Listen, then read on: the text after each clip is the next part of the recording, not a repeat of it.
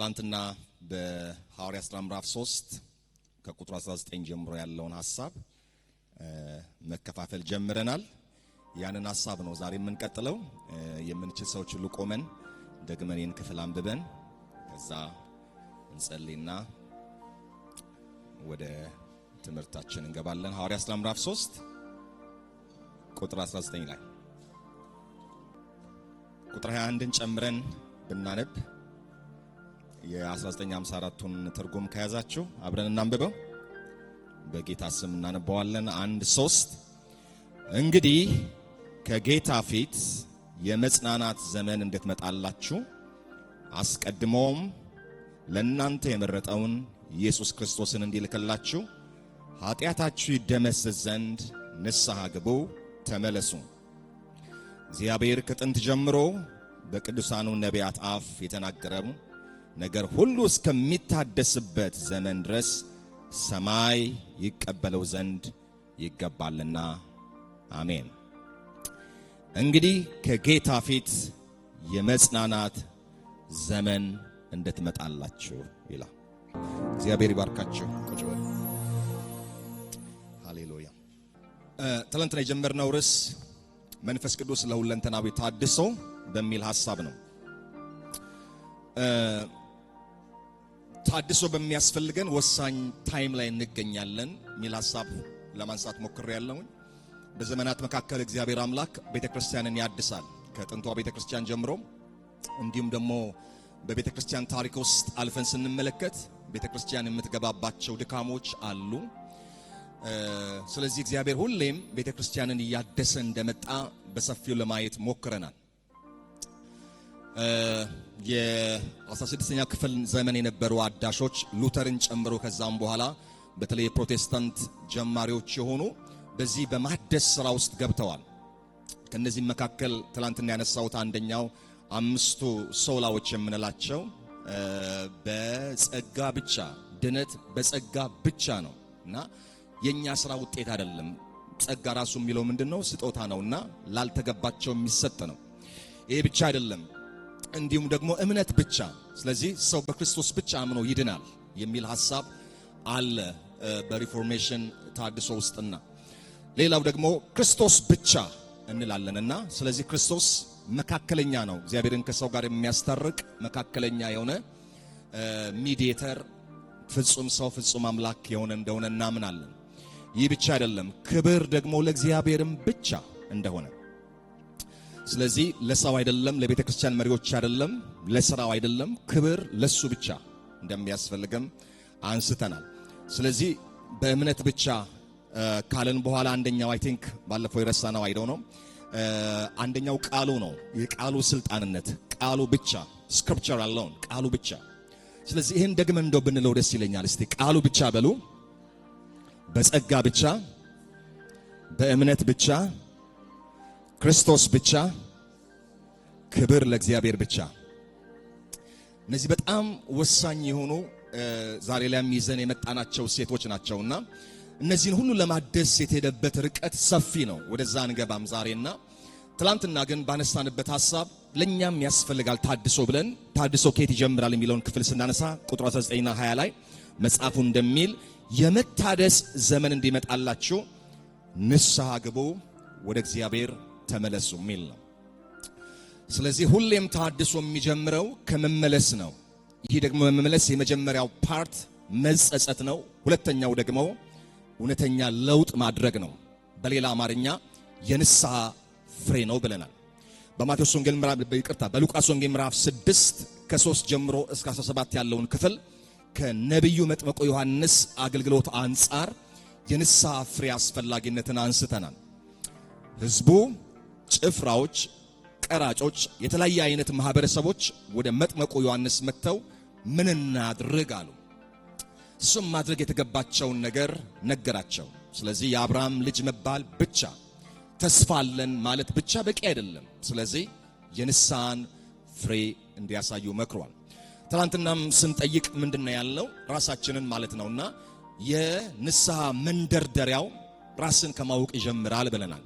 እንደ ሎዶቅያ ቤተክርስቲያን እንዳንሆን የቆምንበትን የምንሆነውን ነገር ቆም ብለን ማየት ለንስሐ የሚያንደረድር ነው አለን። ከዛ በኋላ በክርስቶስ ውስጥ መኖር ነው። እንደ ዮሐንስ ወንጌል ምዕራፍ 15 አንጻር ፍሬ የማያፈራውን ዛፍ እንደሚቆርጥ፣ ስለዚህ በፍቅር ይኑሩ የሚለውን ሐሳብ ለማየት ሞክረናል።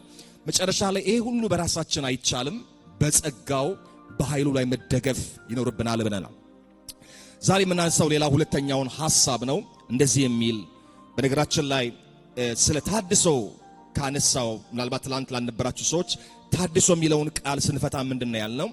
ወደ መጀመሪያው ወደ ቀደመው ወደ እግዚአብሔር ሐሳብ መመለስ ነው ብለናል። ምናልባት ምጽፉ ካላችሁ እንዲሁም የተዘበራረቀውን የጠፋውን ነገር እንደገና ማቋቋም ነው ብለናል። ስለዚህ በዘመናት ውስጥ እግዚአብሔር ሰዎችን ወደ አሰበበት ዓላማና ኢንቴንሽን ወደ ኦሪጂናል ፕላኑ መመለስ ነው ብለናል። ዕውቁ የአዲስ ኪዳን ስለ መለኮት ምሁር ኤን.ቲ. ራይት በመጀመሪያው በኒው ቴስተመንት በአዲስ ኪዳን ጥናት ላይ አንደኛ እንደው ከመጀመሪያዎቹ የሚመደብ ዕውቅ የአዲስ ኪዳን ስለ መለኮት ምሁር ነው። ታዲያ ታድሶን ሲናገር ምን ይላል? ወደፊት የሚሆን ተስፋ ብቻ ሳይሆን ይላል በአማኝ ሕይወት በመንፈስ ቅዱስ በቀጣይነት የሚሰራ ሲሆን በክርስቶስ አዲስ ፍጥረት የሆነው ሁሉ ሰው ሊኖረው ስለሚችለው ነገር የሚያስችል ጸጋ ነው ይላል። ስለዚህ ታድሶ ወደፊት ብቻ የሚሆን አይደለም፣ ተስፋ ብቻ አይደለም፣ ያሁን ጭምር ነው። ይህ ደግሞ የሚሆነው በቀጣይነት አዲስ ፍጥረት የሆነው ሰው በመንፈስ ቅዱስ እየተሰራ እየተለወጠ የሚሄደው ነው። ለዚህ ነው ማዕከል ያደረግነው በዚህ ትምህርት ውስጥ መንፈስ ቅዱስ ነው። ወደ ኦሪጂናል ፕላኑ የሚመልሰን መንፈስ ቅዱስ ነው። ወደ ንስሐ ፍሬ የሚመልሰን የእግዚአብሔር ጸጋ ነው እያልን ነው። ዛሬ እዚሁ ክፍል ላይ ያለውን ሁለተኛውን ሐሳብ አነሳለሁ። እንዲህ የሚል ክርስቶስ አስቀድሞ እግዚአብሔር የመረጠውን ኢየሱስ ክርስቶስን እንዲልክላችሁ ይላል። ኢየሱስ ክርስቶስን እንዲልክላችሁ። ስለዚህ የክርስቶስ ኢየሱስ ዳግም መመለስ የታድሶ አካል ነው ወይ ደግሞ ዋነኛው ነው ልንል እንችላለን። በክርስቶስ ኢየሱስ ዳግም መመለስ ታድሶ ሙላትን ያገኛል ልትሉ ትችላላችሁ። የታድሶን ኮንሴፕት ስናነሳ ከክርስቶስ መመለስ ጋር ተያይዞ ጴጥሮስ ለነበሩ አይሁዳውያን ሲናገር ወደ ኋላ መለስ ያረጋቸው ይመስለኛል። ክርስቶስ ከመምጣቱ በፊት በብሉይ ኪዳን ላይ ስለ ክርስቶስ መምጣት ተነግሯል። የተነገረው ተስፋ ምንድነው? ሙሴም እንኳን ሲል ከወንድሞቻቸው መካከል ነቢይ ያስነሳላቸዋለሁ ተብሏልና ሙሴ ስለ ክርስቶስ መምጣት ጠቋሚ ነገር ሰጥቷል እንደሚመጣ። ይሄ ብቻ አይደለም፣ ነቢያት ራሳቸው የክርስቶስን መምጣት ጠቁመዋል። በጣም ብዙ የመጽሐፍ ቅዱስ ክፍል አለ እንደሚመጣ ኢየሱስ የተጠቆመ። ስለዚህ በመጨረሻው የትንቢቱ ፍጻሜ ነው ክርስቶስ የመጣው። ብዙ መጽሐፍት ይናገራሉ። ኢሳይያስ በጣም እንደውም እንደ አምስተኛ ወንጌል ተደርጎ ይቆጠራል። ስለ ስቅዩ ኢየሱስ የደም ላብ ስለሚያላባው ኢየሱስ በጣም ይናገራል። ኢሳይያስ 61 ላይም ፕሮፌሲ አለ። ጌታ መንፈስ በኔ ላይ ነው ለድሆች ወንጌልን ሰብክ ዘንድ ለታሰሩት መፈታትን የሚለው ሉቃስ 4:17 ላይ ፍጻሜ አግኝተዋል። እንደዚሁም በኢሳይያስ 9 ላይ ሄደን ስንመለከት ሕፃን እንደሚወለድ እሱም አማኑኤል እንደሚባል ተነግሯል። በነቢያት አፍ የሚለው እሱ ነው ክርስቶስ እንደሚመጣ። ይሄም ደግሞ የእስራኤል ታድሶ ነው። ፕራይመርሊ ለእስራኤል ታድሶ የተነገረ ነው። እንደሚነግራቸው ሰዎች እስራኤላውያን ናቸውና ተነግሮላቸዋል ትንቢት ለናንተ የታድሶ ጊዜ እንደሚሆን። ኢሳይያስ 40 ነቢዩ መጥምቁ ዮሐንስም የተናገረው ምንድነው? ሕዝቤን አጽናኑ፣ የጌታን መንገድ ጥረጉ፣ ሸለቆ ከፍ ይበል፣ ተራራው ዝቅ ይበል። እግዚአብሔር አፍ ይህንን ተናግሯል ብሎ የሚጮህ በምድረ በዳ የሚጮህ ድምፅ እንደሆነ ይናገራል። ነቢያት ተናግረዋል ለማለት ነው። ለምን? ለእስራኤል ታድሶ። እስቲ ይሄ ጉባኤ ሁሉ ለእስራኤል ታድሶ ይበል እስቲ። አሜን።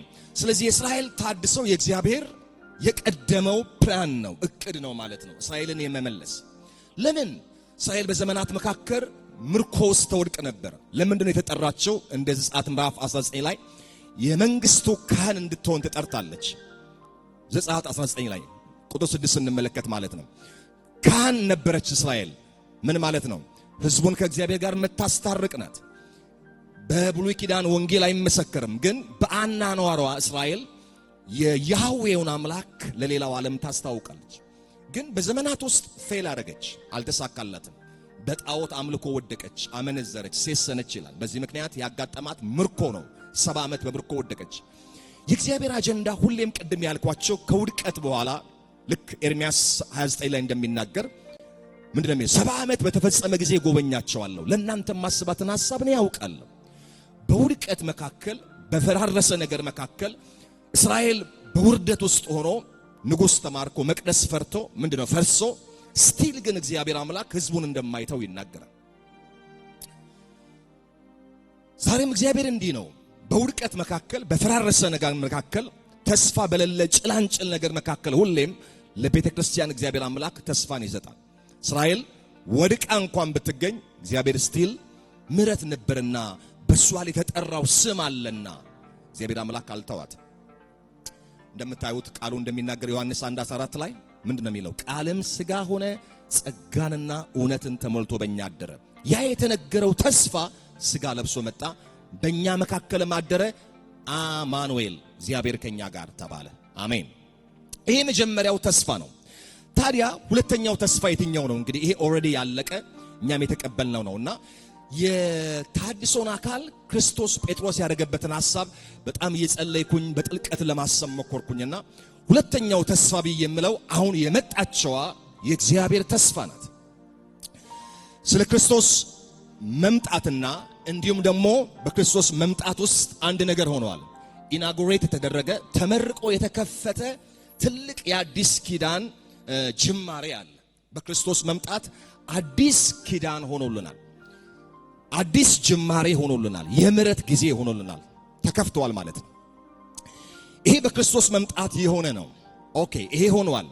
ታዲያ አሁን ምን ውስጥ ነው እኛ ያለነው ብለን ካልን ማለት ነው በመጣችዋ የእግዚአብሔር መንግስትና ልትመጣ ባለችዋ የእግዚአብሔር መንግስት ውስጥ በዛ አይነት ቴንሽን ውስጥ ወይ ደግሞ ውጥረት ውስጥ፣ ውጥረት የሚለው ቃል ጥሩ አይደለም፣ በመጣችዋና በምትመጣው የእግዚአብሔር መንግስት ውስጥ አለን ማለት ነው። ስለዚህ ይመጣል ይላል። አሁን እስኪመጣ ድረስ ግን በሰማይ አለ፣ በአብ ቀኝ አለ፣ ግን ይመጣል። ስለዚህ ሁሌም እንድናስብ የምናገረው ምክንያቱም ይመጣል ብሎ የሚለው ከመመለስ ጋር የተያያዘ ነው። የመጣ ጌታ አለ። በነቢያቱ የተነገረው ጌታ መጥቷል ኦልሬዲ። አሁን ተነስቶ በአብ ቀኝ አለ። ሊመጣ ደግሞ አለ። በነገራችን ላይ ሊመጣ ስላለው ነገር ሉቃስም ዮሐንስ ሐዋርያ ሥራም ተናግረዋል። ለምሳሌ ሐዋርያ ሥራ እንኳን ምዕራፍ 1 ላይ ብትመለከቱ ወደ ቁጥር 11 ላይ ስለመመለሱ ስለመምጣቱ ይሄ የታድሶ አካል እንደሆነ ሉቃስ ራሱ ጽፎልናል። ምንድነው ያላቸው? እነዛ የገሊላ ሰዎች ክርስቶስ ኢየሱስ ከፍ ከፍ እያለ ወደ ሰማይ ሲሄድ ደመና ከዓይናቸው ሰውራ ስትቀበለው መልአኩ ሁለቱ መልአክ መጥተው ምንድነው ያሉት? ወደ ሰማይ ትኩር ብላችሁ ለምን ትመለከታላችሁ? ነጫጭ ልብስ የለበሱ መጡና ሁለት ሰዎች ባጠገባቸው ቆሞ የገሊላ ሰዎች ወደ ሰማይ እየተመለከታችሁ ስለምን ቆማችኋል? ይህ ከናንተ ወደ ሰማይ የወጣው ኢየሱስ ወደ ሰማይ ሲሄድ እንዳያችሁት እንዲሁ ይመለሳል። ስለዚህ የሐዋርያ ሥራም ኮንሴፕት ስለ ክርስቶስ መሄድ ብቻ ሳይሆን መመለስ ጭምርም የሚናገር ነው። ሉቃስም ይህንን በጣም ይተርካል። ሉቃስ ሐዋርያ ሥራ አይደለም እያጠናን ያለ ነው። ሉቃስም ስለዚህ መመለስ በደንብ አድርጎ ነው የሚናገረው። ለምሳሌ ሉቃስ ወንጌል ምዕራፍ 1 ቁጥር 68ን ብትመለከቱ እግዚአብሔር አምላክ የዘካርያስን አፍ ከፈታው በኋላ ባለቤቱ ኤልሳቤጥ ዮሐንስ አለችው። ቤተሰቦቹ ቢከራከሩም እሱ ባይናገርም ባይሰማም በእጁ ጽፎ ዮሐንስ ብሎ እሱም የባለቤቱን ደግሟል እስኪገረሙ ድረስ መንፈስ ሞላበትና ትንቢት ተናገረ። ከሚናገረው ትንቢት መካከል አንዱ እግዚአብሔር አምላክ ለሕዝቡ የመዳንን ቀንድ አስነሳለሁ፣ ይህም ደግሞ የሚቤዥ ነው ይላል። ስለዚህ የመቤዠቱ የመዳን ተስፋው ከታድሶ ጋር አብሮ ይያያዛልና የመዳን ቀንድ የሚለው ኃይሉን፣ ጉልበቱን፣ ብርታቱን ስለሚናገረው ስለ ክርስቶስ ነው። ስለዚህ መቤዠታችን በክርስቶስ መምጣትና በአዲሱ ኪዳን ጀምሯል። ጌታን ባገኘን ጊዜ ጀምሯል መቤዠት። ግን የተጠናቀቀ ምንድነው? ታድሶ አይደለም፣ የተጠናቀቀ ተስፋ አይደለም። ስለዚህ የምትመጣውን የእግዚአብሔር መንግስት እንጠብቃለን። ይሄ የታድሷችን አካል ስለሆነ ስለዚህ ለምትጽፉ ሰዎች ስለዚህ የክርስቶስ መንግስት መታለች ትመጣማለች እንላለን። the already and not yet ብለን የምንለው ስለዚህ የሚመጣ መቤዠት አለ፣ የሚመጣ ተስፋ አለ። ጳውሎስ ይህንንም በሮሜ 8 ላይ ይናገራል። የሰውነታችን ቤዛ የሆነው ኢየሱስ እንደሚመጣ ሮሜ 8 ላይ ይናገራል። ሰውነታችን የሚቤዥ አለ ይላል። ታዲያ የክርስቶስን መምጣት አሁን ነው ጌታ መጥቷል ወይ ደግሞ የእግዚአብሔር መንግስት መጥቷል ብለን ስንናገር ምን እያልን ነው? በሉቃስ ወንጌል ምዕራፍ 11 ቁጥር 20 ላይ እንደዚህ ይላል፣ እኔ ግን በእግዚአብሔር ጣት አጋንንትን የማወጣ ከሆንኩኝ እንግዲህ የእግዚአብሔር መንግስት ወደ እናንተ ደርሳለች ወይ ደግሞ መታለች ይላል። አንድ ክፍል ላይ ያለ አይ ቲንክ ሉቃስ ወንጌል ምዕራፍ 10 ውስጥ ይመስለኛል ፈሪሳውያን ወደ ክርስቶስ መጡና ስለሚመጣው ስለ እግዚአብሔር መንግስት ሲጠይቁ ቤት ትገኛለች ብለው ይጠይቁታል። ኢየሱስ እንዲህ ብሎ ይመልሳልና በዚያም በዚህም አታገኙም፣ እዚያም እዚህም የለችም፣ የእግዚአብሔር መንግስት በዚህ ያለች አሁን መታለች ብሎ ኢየሱስ ይናገራል። ስለዚህ የክርስቶስ ኢየሱስ መምጣት አንደኛው ምልክት ምንድነው? ቤተክርስቲያን ውስጥ አጋንንቶች ሲወጡ ወይ ደግሞ አጋንንት ከወጣ እንደዚህ ክፍል እንደሚናገር ፈውስ መሆኑ፣ ሰዎች መጽናናታቸው፣ ሰላም መብዛቱ የእግዚአብሔር መንግስት ምሳሌ ነው። እዚህ የእግዚአብሔር መንግስት ምንድነው ስንል እግዚአብሔር የሚነግስበት፣ ነገሮችን ሁሉ ወደ ትክክለኛው የሚያመጣበት፣ ሰላምና ፍትህ የሚያሰፍንበት የእግዚአብሔር አገዛዝ ማለት ነው። እግዚአብሔር አምላክ ከየት ነው አገዛዙን የጀመረው? ከልባችን። መንግስት ትምጣ ብለን ስንጸልይ በልባችን ላይ የነገሰ አምላክ ነው። ዛሬ ወዳጆች ሆይ የሚመጣውን ብቻ አይደለም የምናስበው፣ ስለመጣውም እናስባለን። ለዚህ ነው በእምነት የምንጸልየው። ለምን? የእግዚአብሔር መንግስት መታለች፣ አጋንንቶች ይወጣሉ። የእግዚአብሔር መንግስት መታለች፣ ፍትህ ይሰፍናል። የእግዚአብሔር መንግስት መታለች፣ ሰላም ይበዛልናል። የእግዚአብሔር መንግስት መታለች፣ የክፎች ምክር ይፈርሳል። አሜን። በእግዚአብሔር ጣት አጋንንትን ካወጣው መንግስቱ መታለች ማለት ነው። የእግዚአብሔር መንግስት መምጣት ምልክቶች አብረውናል። ሰዎች ሲድኑ እናያለን። እግዚአብሔር መንግስት በመካከላችን እንዳለች ማሳያ ነው። ወገኖች ሆይ መጽሐፍ እንደሚል እግዚአብሔር መንግስት መብልና መጠጥ አይደለም፣ በክርስቶስ በእግዚአብሔር ጸጋ በመንፈስ ቅዱስ የሆነ ሰላምና ደስታ ነው ይለናል ጳውሎስ። ይህንን ተቀበለናል። ዛሬ ደስ ይበላቸው። ስንጸልይም በዚህ መንፈስ እንድንጸልይ ያሳስባቸዋለሁ። በዚህ ስም አጋንንቶች ይንቀጠቀጣሉ። አሜን። በዚህ ስም ጨለማው ይበራል። በዚህ ስም የክፉ ምክር ይፈርሳል። ለምን? መንግስቱ መታለችን። ጣቱ በመካከላችን ናት። እጁ ከቤተ ክርስቲያን ጋር አለች። በጌታ ፊት በእምነት ስንቀርብም ወገኖቹ ጸሎት እንደሚመለስ እመኑ። ለምን? መንግስቱ ስለመጣች በመካከላችን ናት። እየሰራች ናት፣ እየበዛች ናት። ሌላው ከመምጣቱ ጋር ተያይዞ አንዳንድ ሐሳብ ላንሳ። እንግዲህ በመጣችና በምትመጣ መካከል አለን እያለን አይደል? ይሄ ታድሷችን አካል ነው። እንግዲህ ክርስቶስ የሚመጣ ከሆነ ለአማኞች የሚሰጠው መልእክት ምንድነው? ይሄን ነው ትንሽ ማንሳት የፈለኩት። እንግዲህ መታለች፣ በክርስቶስ መንግስት ውስጥ አለን፣ እሰየው። የምትመጣው አለች፣ የሚቤዠን ጌታ እኛንም እዚህ ክፍል ላይ በኋላም ማነሳውም የፍጥረት ሁሉ ታድሶ ጭምር አካል ነው።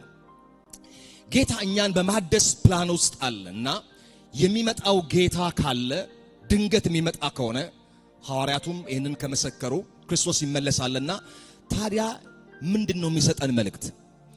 ትልቁ የአማኞች ተስፋ የክርስቶስ መመለስ ነው። የኔና የናንተ ተስፋ የክርስቶስ ዳግም ምጽአት ነው።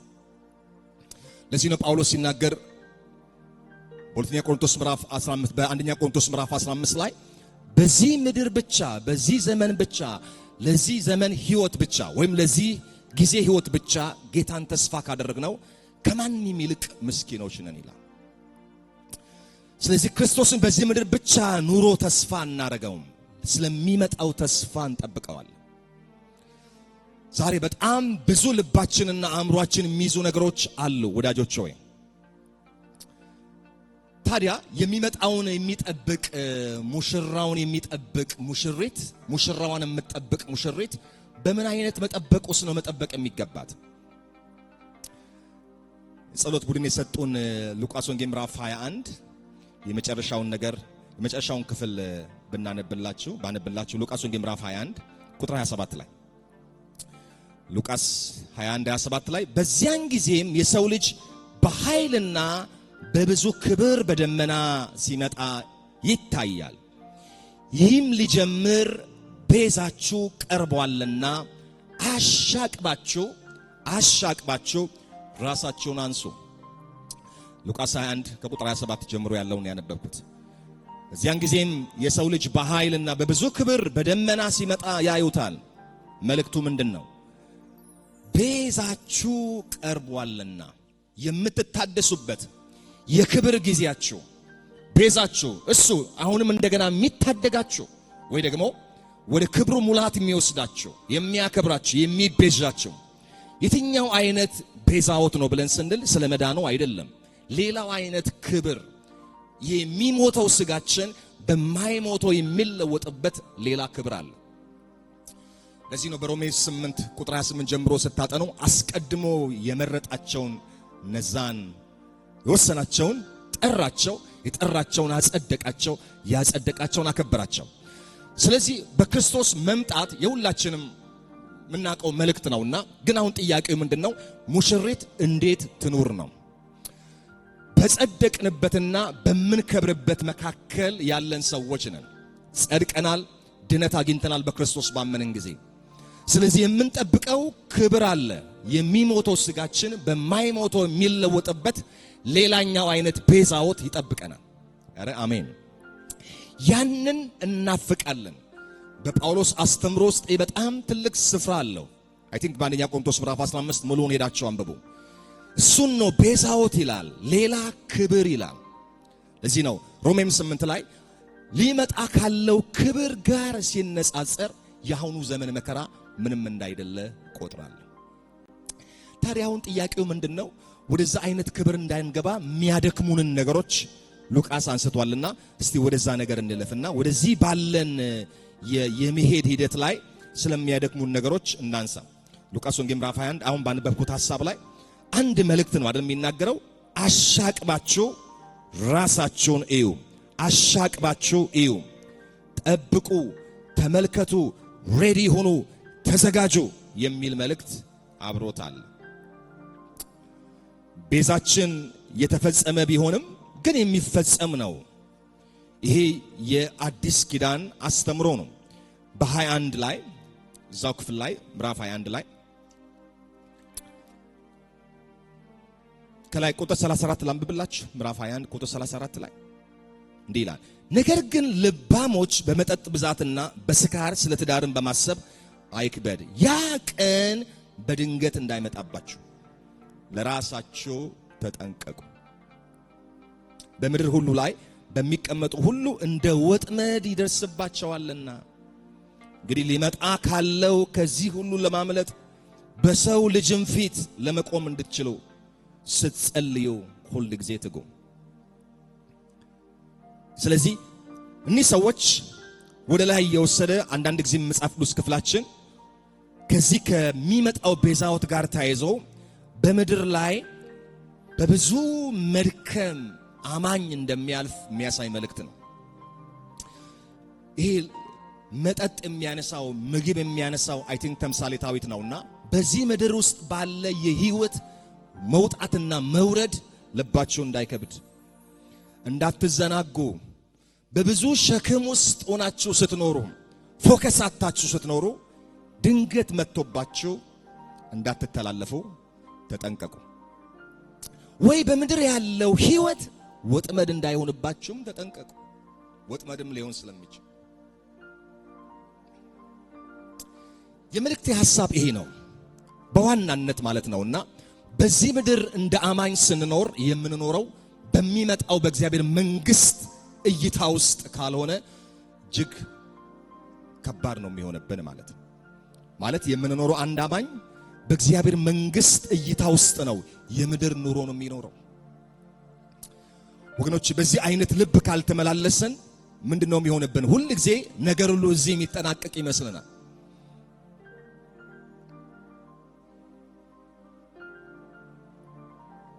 አንድ የታወቀ የእግዚአብሔር ሰው እንደመከረ የተወሰነውን ቡድን ግሩፖች እንደመድከ ምን ትመክረናለህ?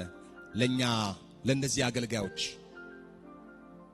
ስማቸውን ግሩፑን መጥራት ስላልፈለኩ ነውና ዋጋችሁን በምድር ተቀብላችኋልና ነው ምላቸው ዋጋችሁን ተቀብላችኋል። ለምን? አገልግሎትን ከብር ጋር ስለምታነካኩት ዋጋችሁን በምድር ላይ ተቀብላችሁ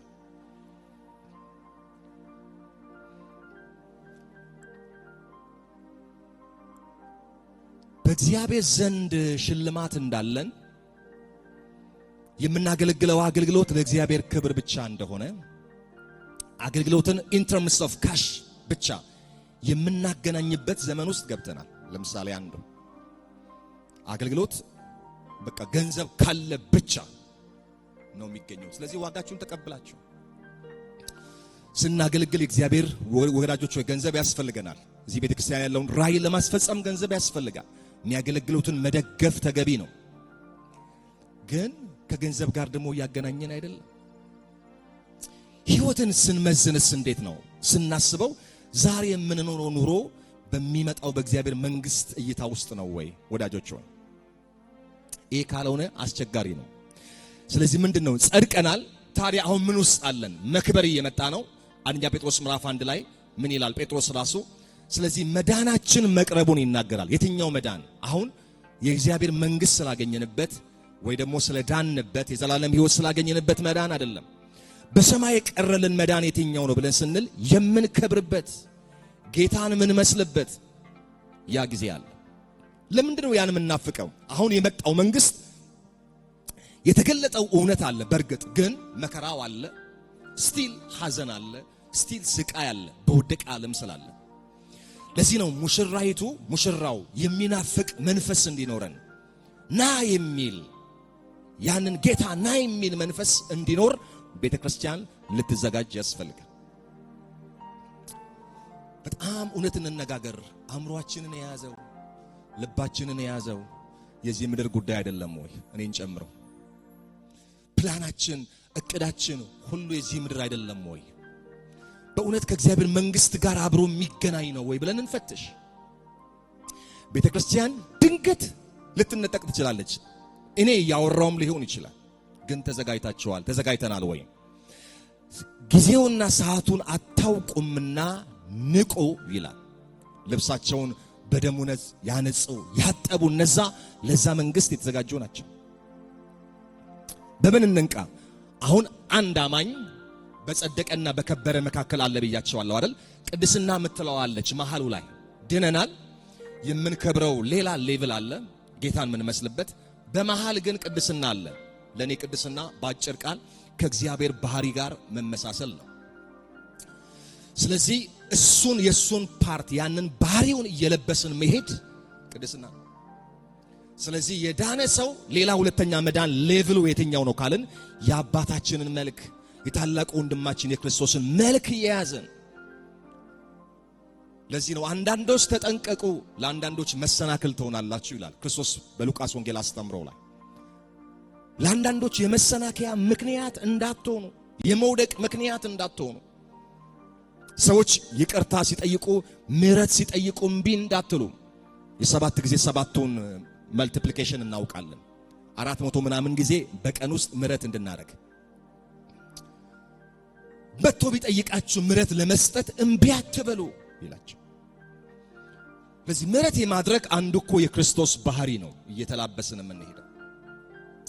ስለዚህ እግዚአብሔር አምላክ እየሰራን በምድር ኑሯችን ውስጥ ይሄ ሆሊነስ ሳንቲፊኬሽን የምንለው እያጠራን በመንፈስ ቅዱስ አእምሮአችንን ያጠራዋል። ለምሳሌ በጎ እንዲና ጳውሎስ ጢሞቴዎስን የመከረው እኮ በጎ ሕሊና ይኑር። አንዳንዶች መርከብ ያለ በሬ እንደሚሄድ ጠፍተዋል በእምነት ጉዳይ ይላል። እግዚአብሔር አንዱ እንዲባርከን እኔም ጭምር የምፈልገው በበጎ ሕሊና በበጎ አስተሳሰብ እግዚአብሔር ሲናገረን ለኔ ነው ብዬ እንድሰማ ለኛ ነው ብለን እንድንሰማ እግዚአብሔር በጎ አመለካከት እንዲሰጠን አብሮ የመስራት ቲም ወርክ እግዚአብሔር እንዲያበዛልን በጎ ሕሊና እንዲሰጠን ሰዎችን ምህረት አድርገን ዳግም በማይቆጥር አይነት ልብ እንድንሆን አብረን እንድንሰራ እግዚአብሔር እንዲረዳ። ወንድም ትበልጣለች፣ እህት ትበልጣለች። ከአገልግሎት በፊት የሚበልጣው ወንድምና እህት የሚል ልብ እንዲያበዛልን አገልግሎትና ማይክ ተቀምጦ ወንድሜ ትሻላለች ብለን አገልግሎቱን ትተን ወንድም ጋር እህት ጋር መክረም አገልግሎት ቢቀር ማለት ነው። ይሄ ልብ ጌታ ይፈልጋል ከኛ።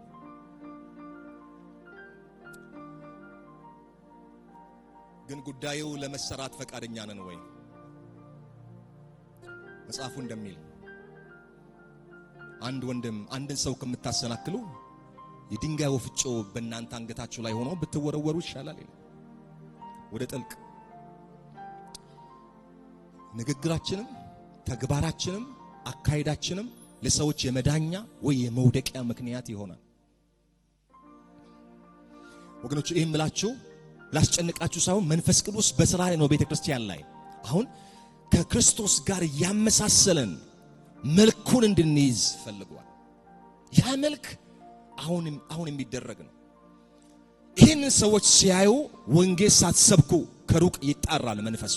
ለምን? ቤተክርስቲያንን እንደ አማራጭ ማህበረሰብ ያያሉ።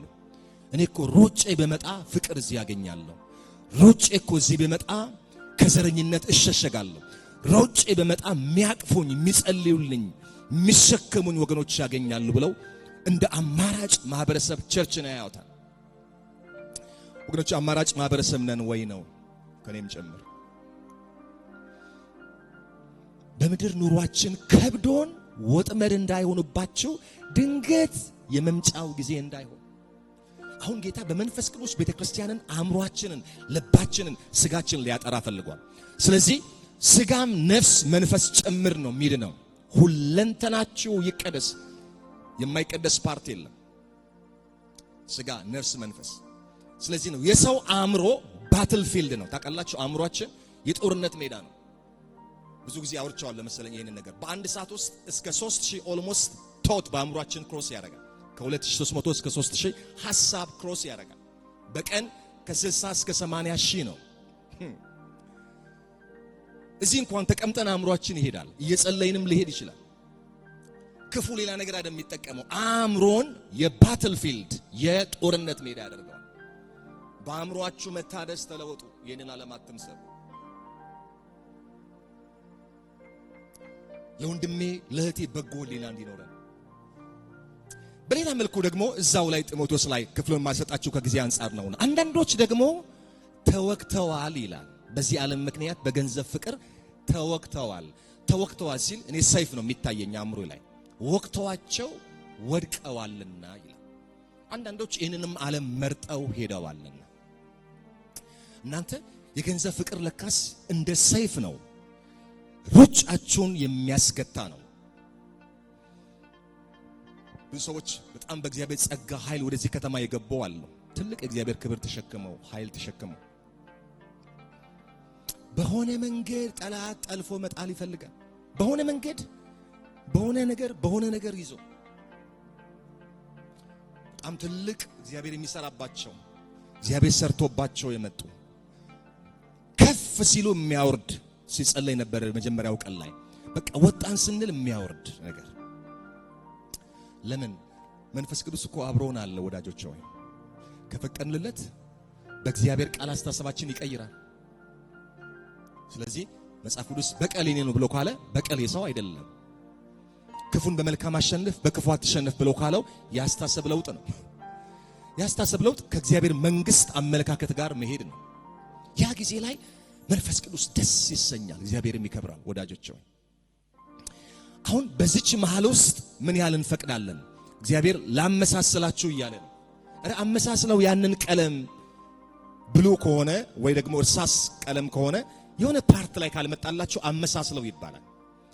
አሁን ሰዎች ቢያቆሙ ነው ጌታ በመካከላችን መጥቶ ቢቆም የሱ መልክና የኛ መልክ ምን አይነት መልክ ይሆን?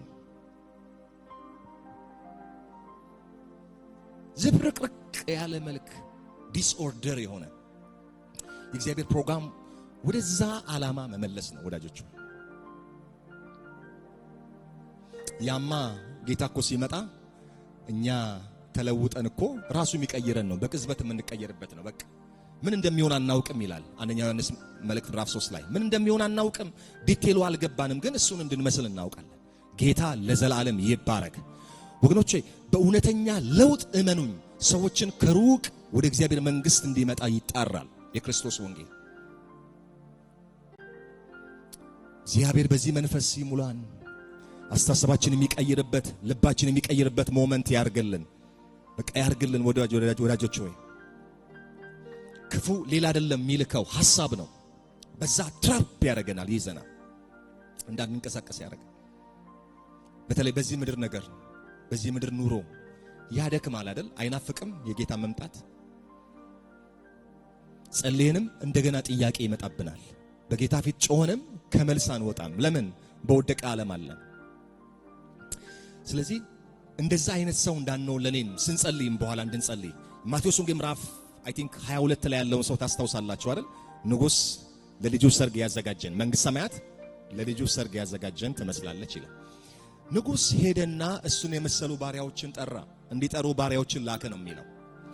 ከሄደ በኋላ መልእክተኞች ኑ ብሎ የንጉሥን ጓደኞች ለመጥራት ሞከሩ። ማቴዎስ ወንጌል ምዕራፍ 22 ላይ ነው ያለውና ኑ ንጉሥ እኮ ጠርቷቸዋል ግብዣ፣ ልጁን ሊድር ነው። እነዛ የተጠሩ በክብር የተጠሩ ምን አሉ? አንዱ ወደ እርሻ፣ ሌላው ወደ ንግዱ ሄደ። እንደውም የተጠሩትንም ምንድነው አገልጋዮቹንም ሁሉ ጭምር ገደሉ ይላል። መልእክቱ ደረሰ ለንጉሱ። ንጉሱም ሰማና ተቆጣና ሌሎች ባሪያዎችን አገልጋዮችን ላከ። እነሱም ሄደው ገዳዮችን አጠፉ፣ ከተሞቻቸውን አቃጠሉ ይላል። ታዲያ ምን እናድርጋውን ሲሉ ሂዱና በመንገድ ያገኛችሁትን አንካሶችን ምንድነው በመንገድ የምታገኙትን የማይገባቸውን ሁሉ ሰብስቡ። ሁሉም የሰርግ ልብስ ለብሰው አዳራሽ ውስጥ ገቡ ይላል። ይሄ ስለ መንግስት ሰማያት የተሰጠ ምሳሌ ነው። ገቡ ወደ አዳራሹ። ሲገቡ በነገራችን ላይ ፓራብል ነው፣ ምሳሌ ነው። የመጀመሪያው አይ ቲንክ ለእስራኤል የመጣው የክርስቶስ መሲያዊነት ነው። ኖ ብለው መሲሁን ገደሉ። ስለገደሉ ወደ አሕዛብ ዞረ። የማይገባቸው ለዚህ ነው ጸጋ ያልነው። የዘላለም ጸጋ ስጦታ ነው። ለማይገባ የተሰጠም ነው። ስጦታ ብቻ አይደለም፣ ለማይገባን የማይገባቸውን ሰብስቦ ስለዚህ መዳን ለአሕዛብ ሆነና አዳራሹን ሞሉ። ንጉሥ ጎርደድ እያለ መጣ። በምሳሌ የቀረበ ነው። ሲያይ ሁሉም የሰርግ ልብስ ለብሶ፣ እዛ መካከል አንድ ሰው የሰርግ ልብስ ያለበሰ ያያል። ንጉሡ ነው ያየው። ምናልባት ሁሉም ነጭ ለብሰው እንደሆነ፣ ምናልባት ጥቁር ለብሰው ከሆነ እሱ በነዛ መካከል አንድ የሰርግ ልብስ ያለበሰ ንጉሥ መጣና ወደሱ ምን ሊል ይመስላችኋል? ማለት የሰርጉን ስታንዳርድ ያበላሸ አንድ ሰው ንጉሥ አድሬስ ያደረገበት ነገር በጣም ነው የገረመኝ። እኔ ብለው እንደዛ ስለማለን ማለት ነው። ወዳጄ ሆይ የሰርግ ልብስ አትለብስ ለምን ገባ?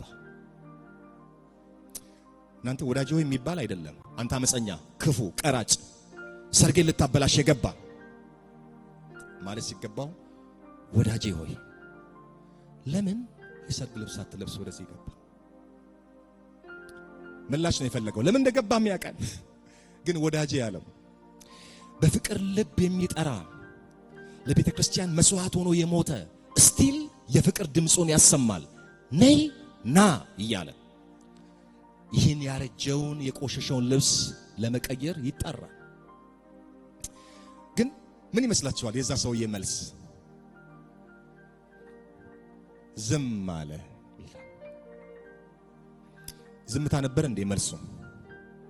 ምን ሊመልስ ይችል ነበር? እንደ አማራጭ ጌታ ሆይ በጣም ይቅርታ አድርግልኝ፣ ትንሽ ደቂቃ ስጠኝና ልብሴን ቀይሬ እመጣለሁ።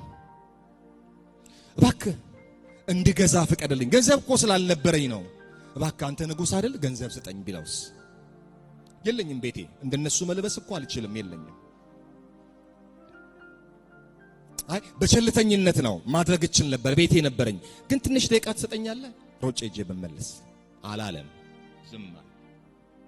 በሉ እጁና እግሩን እሰሩትና ወደ ውጭ ወዳለ ጨለማ ጣሉት። በዛም ለቅሶ፣ ጥርስ መፏጨት ይሆናል። ጊዜውንና ሰዓቱን አታውቁምና የሚል መልእክት ነው። አንድ የማንቂያ ደወል ለመስጠት ነው። እኔ ምን ላይ እንዳለን ተመልክተን ዛሬም የፍቅር ድምጽ ለቤተ ክርስቲያን አለ፣ ወዳጄ ሆይ የሚል ግን ምንድነው የምንመልሰው? አንዱ ቤተክርስቲያን ጌታ ሊመጣ ነውና ብለን ስንል ራሳቸውን ያነጹ ሰዎችን እየጠበቀ ነው፣ እሱን የሚመስሉ ሰዎች። ሁለተኛውን ላንሳ ለማንቃት ነው። ሁለተኛው የክርስቶስ መምጣት ለሚሽን ቤተክርስቲያንን የሚያበረታታ ነው፣ ወይ ደግሞ ለወንጌሉ ሥራ እርጀንሲ እንደሆነ አውቀን እንድንነሳ ያደርጋል። ጊዜ የለንም።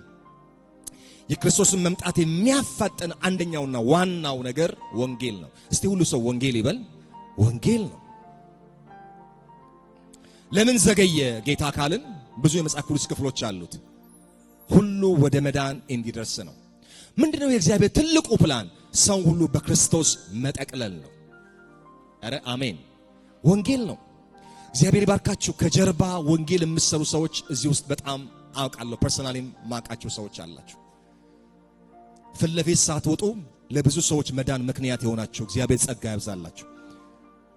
በአደባባይም በግልም በህይወትም ክርስቶስ ይነገራል። ለምን ዘገየ? አንድ ሰው ወደ መዳኑ እንዲመጣ። ቸርች በአንድ ነገር እንድንበረታታ እጠይቃቸዋለሁ። በንግግርም በህይወትም በተግባርም ክርስቶስን እንድናውጅ። የወንጌል ጉዳይ የእርጀንሲ ጉዳይ ነው። ወንጌልን በምን እንሰራለን? በህይወት ወንጌልን በምን እንሰራለን? በአደባባይም ወጥተን። ወንጌል ለመስራት ግን የወንጌል ልብ ይጠይቃል። እረኛ እንደሌላቸው ባያቸው ጊዜ ይላል አዘነላቸው። ተጨንቀው ባዩ ጊዜ አዘነላቸው። እነዛው ሰዎች ወንጌል ነግሯቸው ግን ሰደቡት፣ ሊገሉት ተነሱ። የክርስቶስ ልብ እሱ ነው። ወንጌልን ወስዳችሁ ሰዎች ሳይሰድቧችሁ ላትመለሱ፣ ሳይነቅፏችሁ መሰደብ፣ መደብደብ፣ መሞት መጽሐፍ ቅዱሳችን በደንብ ይነግረን። ዋይ አለን እዚህ ምድር ላይ ካምፓላ ላይ ለምን ሌላ ሀገር አልሆንም? እግዚአብሔር በሰጠን እድልና ዘመን ውስጥ ለሰዎች ወንጌል እንድንኖር ነው። ገንዘባችን፣ ዕውቀታችን፣ ጉልበታችን ለገንዘብ ሞቢላይዝ ማድረግ። አንድ የወንጌል ማህበርተኛ የሚባል አለ አይደል? ኢትዮጵያ ውስጥ እንደዚህ የሚሰሩ ሰዎች አሉ። 1 ብር ለወንጌል ሞቢላይዜሽንም ያስፈልግ ይመስለኛል። እንድትጸልዩበት ነው። ዛሬ ነገ አድርጉ ሳይሆን ለወንጌል 1 ብር የዚህን ሀገር ማለት ነው። ምንድነው ለወንጌል መስራት የምችለው? ሄጄ ባልናገር ግን ለወንጌል ምን ላድርግ? we need to think። እግዚአብሔር ያስቀመጠን በቃ ወንጌል ነው አጀንዳ። እግዚአብሔር ጸጋውን ያብዛልን። አረ ሃሌሉያ። ይሄን ተናግሬ ከዛ በኋላ ወደ ጸሎት እናልፋለን። በዚህ ክፍል ላይ የሚናገረው ሌላው ከክርስቶስ መምጣት ጋር ተያይዞ ቁጥር 21 ላይ ሐዋርያት ሥራ ምዕራፍ 3 ቁጥር 21 ላይ ያለው መጨረሻው ሐሳቤ ነው። ከዚህ ጋር የተያያዘ ፓርት ነው። እሱን አንስቼ ወደ ጸሎት እንገባለን። እዛው ክፍል ላይ ቀጥሎ ቁጥር 21ን እንድንጨምር አስብ ያለውና ከዛው ሐሳብ ጋር ይያያዛል። እንዲህ ይላል፣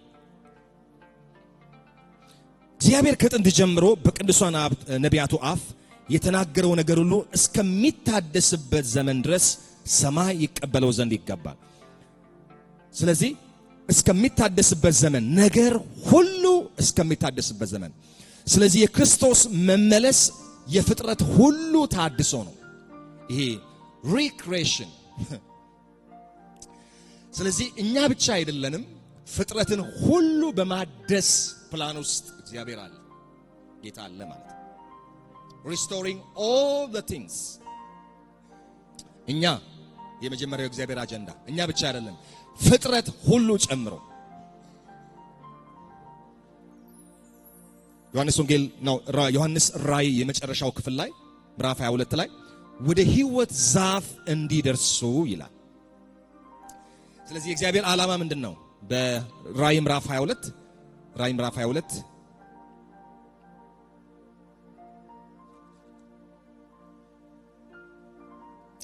ቁጥር 14 ላይ የመጨረሻው የመጽሐፍ ቅዱሳችን የመጨረሻው ፔጅ ነው። የመጨረሻው ፔጅ 22 14 ላይ ወደ ሕይወት ዛፍ ለመድረስ ስልጣን እንዲኖራቸው በደጇም ወደ ከተማይቱ እንዲገቡ ልብሳቸውን የሚያጥቡ ብፁዓን ናቸው። ስለዚህ የእግዚአብሔር ፕላን እዚህ ቦታ ላይ እንደምናየው ማለት ነው። ዮሐንስ ራእይም 21:5 ላይ እንዳለ በዙፋኑ የተቀመጠው ሁሉን አዲስ አደርጋለሁ የሚለው ከዛ ኮንሴፕት ጋር ይያያዛል። የመጨረሻው ኢንድ ፕላኑ እሱ ነው። ስለዚህ እኛን ጌታ ምን ማድረግ ነው? ወደ ኦሪጂናል ኢንቴንቱ ፈቃዱ መመለሱ ምንድነው? ወደ ኤደን ገነት መለሰን። ወደ ሕይወት ዛፍ እንዳይገቡ እንዳይደርሱ በልተውም በሕይወት እንዳይኖሩ ኪሩቤልን አስቀመጠ ይላል። በዛ በኤደን ገነት አስወጣቸው። ይሄ የወጣውን ሰው እግዚአብሔር በመመለስ ፕላን ውስጥ ነው ለዘመናት የሄደው። ወደ ሕይወት ዛፍ ሰው እንዲመጣ ምን ማለት ነው? ወደ ክርስቶስ አምኖ ወደ ዘላለም ሕይወት እንዲደርስ በሲምቦሊክ መንገድ ቀርበዋል። የዮሐንስ ራእይ የፍጥረት ሁሉ ታድሶ ምልክት ነው ወይ ደግሞ መልእክት ነው። ስለዚህ እኛ አሁን ወደ ሕይወት ዛፍ ምንገባው በምትታየዋ ዛሬ ላይ ኢራቅ በምትባለው ስፍራ ላይ እንደሚባለው ኤደን ገነት ዛለ እንደሚባለው ወደዛ አይደለም።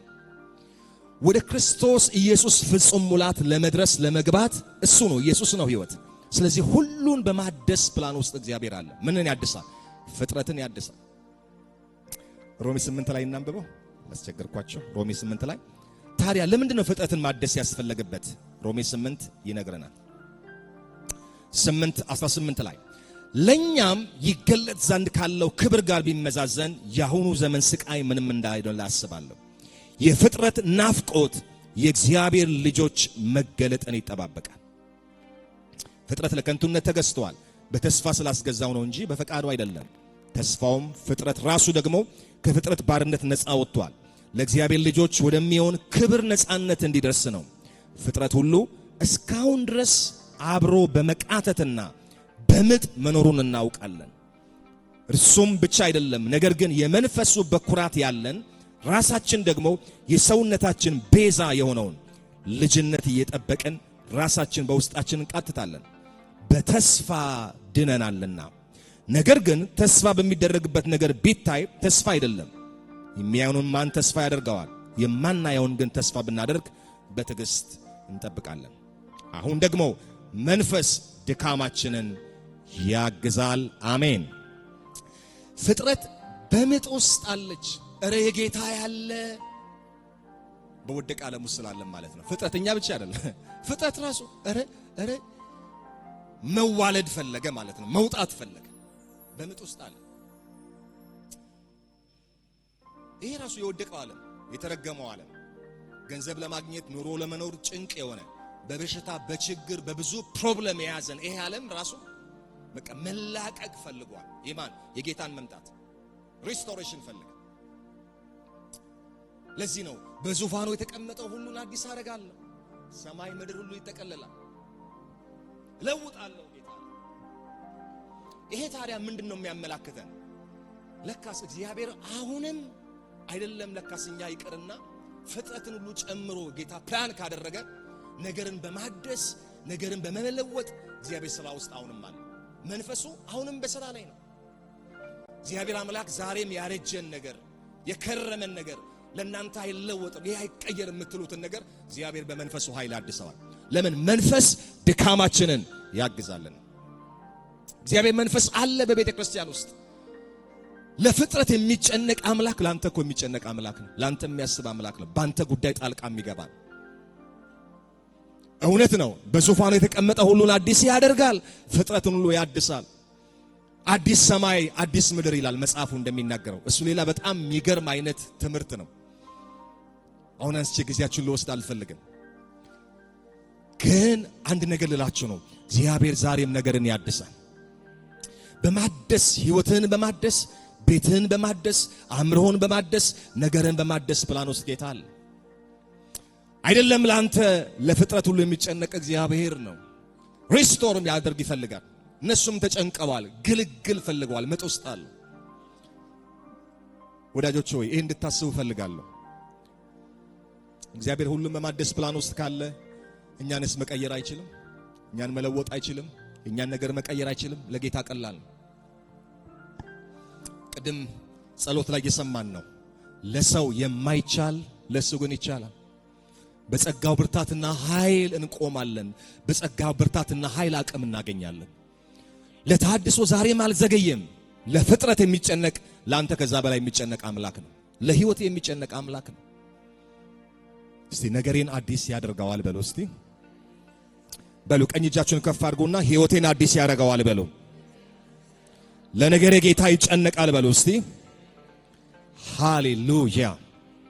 በቃ ያድሰዋል። በጎ ሕሊናን ጌታ ይሰጠናል። ማድረግ የማንችለው ሰዎች ድካምን መንፈስ ያግዛል፣ ብርታት ይሰጣቸዋል። እግዚአብሔር አሁን እንኳን በማደስ ፕላን ውስጥ አለ። እኔ ዝገት የሆነ ነገር ጌታ ያነሳዋል። አሜን። ዝገት የሆነ ነገር፣ የሚቆረቆር ነገር፣ የሚከብድ ነገር ከላያችን ላይ ዛሬ ይሄዳል።